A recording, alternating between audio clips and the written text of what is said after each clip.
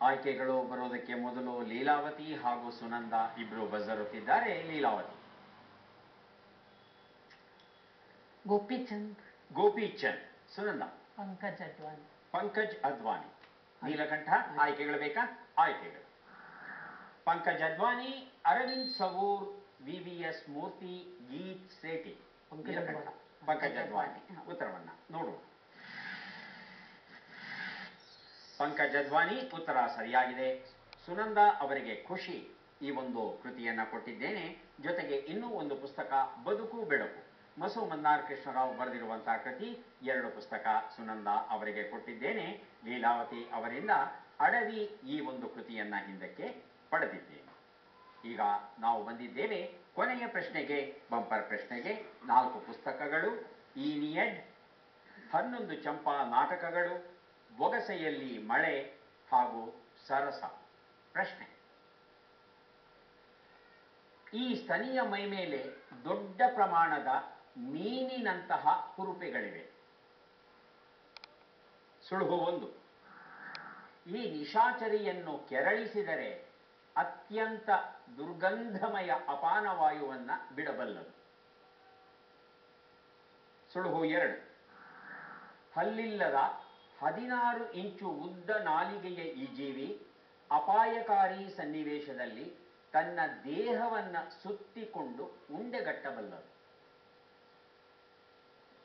ಸುಳುಹು 3: ಇದರ ಪ್ರಧಾನ ಆಹಾರ ಇರುವೆಗಳು ಹಾಗೂ ಗೆದ್ದಲು.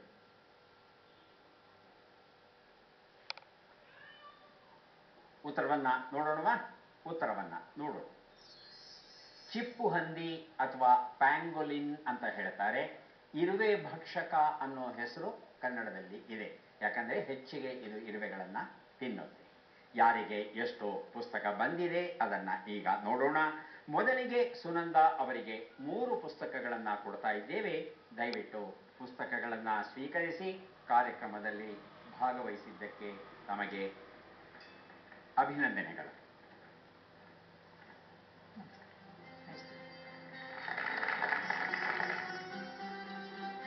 ನೀಲಕಂಠ ಇನಾಮದಾರರಿಗೆ 6 ಪುಸ್ತಕ ತಮಗೆ ಅಭಿನಂದನೆಗಳು. ಲೀಲಾವತಿ ಅವರಿಗೆ ಅಡವಿ ಈ ಒಂದು ಕೃತಿಯನ್ನ ಕೊಡ್ತಾ ಇದ್ದೇವೆ. ಸ್ವೀಕರಿಸಿ ಅಭಿನಂದನೆ.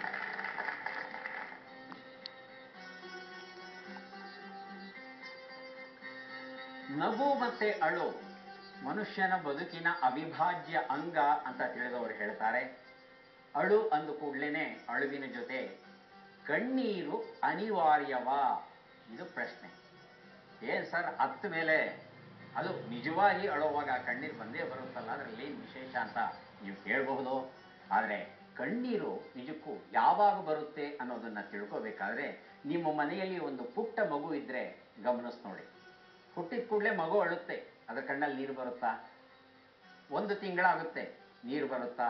2 ತಿಂಗಳು, 3 ತಿಂಗಳು, 4 ತಿಂಗಳು, 5, 6ನೇ ತಿಂಗಳಿಗೆ ಕಣ್ಣೀರನ್ನ ಉತ್ಪಾದನೆ ಮಾಡುವಂತ ಅಶ್ರು ಗ್ರಂಥಿ, ಲ್ಯಾಕ್ರಮೈಲ್ ಗ್ಲ್ಯಾಂಡ್ಸ್ ಅಂತ ಹೇಳ್ತಾರೆ, ಟಿಯರ್ಸ್ ಗ್ಲ್ಯಾಂಡ್ಸ್ ಅಂತ ಹೇಳ್ತಾರೆ, ಅದು ಕೆಲಸ ಮಾಡೋಕೆ ಶುರುವಾಗುತ್ತೆ.